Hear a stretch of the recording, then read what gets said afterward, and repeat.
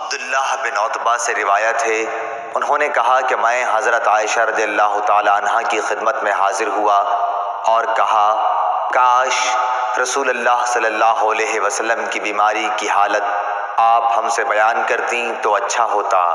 انہوں نے فرمایا کہ ہاں ضرور سن لو۔ آپ کا مرض بڑھ گیا تو آپ نے دریافت فرمایا کہ کیا لوگوں نے نماز پڑھ لی؟ ہم نے عرض کی جی نہیں یا رسول اللہ، لوگ آپ کا انتظار کر رہے ہیں۔ آپ نے فرمایا کہ میرے لیے ایک لگن میں پانی رکھ دو۔ حضرت عائشہ نے کہا کہ ہم نے پانی رکھ دیا اور آپ نے بیٹھ کر غسل کیا۔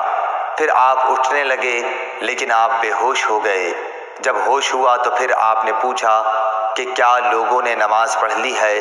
ہم نے عرض کی نہیں حضور، لوگ آپ کا انتظار کر رہے ہیں۔ آپ نے پھر فرمایا کہ لگن میں میرے لیے پانی رکھ دو۔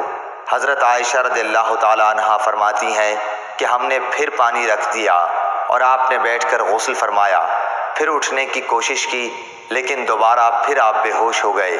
جب ہوش ہوا تو آپ نے پھر یہی فرمایا کہ کیا لوگوں نے نماز پڑھ لی ہے؟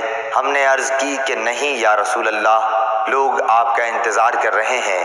آپ نے پھر فرمایا کہ لگن میں پانی لاؤ اور آپ نے بیٹھ کر غسل کیا، پھر اٹھنے کی کوشش کی لیکن پھر آپ بے ہوش ہو گئے۔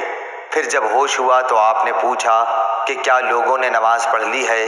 ہم نے عرض کی کہ نہیں یا رسول اللہ، وہ آپ کا انتظار کر رہے ہیں۔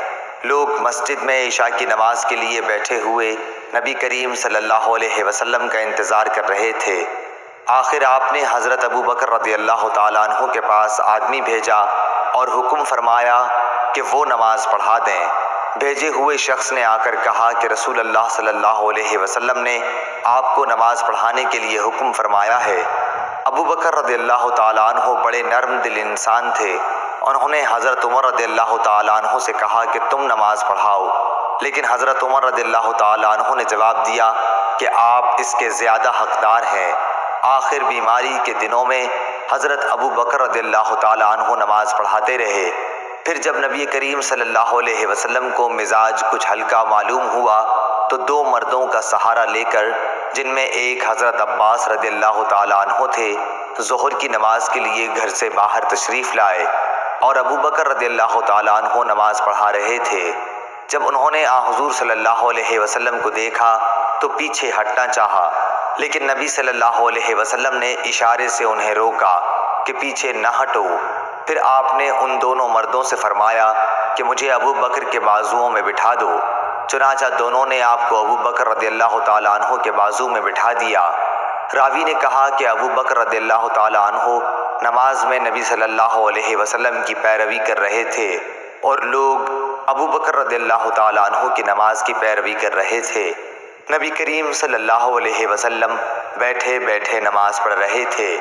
عبید اللہ نے کہا کہ پھر میں عبداللہ بن عباس رضی اللہ تعالیٰ عنہ کی خدمت میں گیا اور ان سے عرض کی کہ حضرت عائشہ رضی اللہ تعالیٰ عنہ نے حضرت صلی اللہ علیہ وسلم کی بیماری کے بارے میں جو حدیث بیان کی ہے، کیا میں وہ آپ کو سناؤں؟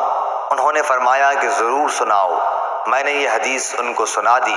انہوں نے کسی بات کا انکار نہیں کیا، صرف اتنا کہا کہ کیا عائشہ رضی اللہ تعالیٰ عنہ نے ان صاحب کا نام بھی تم کو بتایا جو حضرت عباس رضی اللہ تعالیٰ عنہ کے ساتھ تھے؟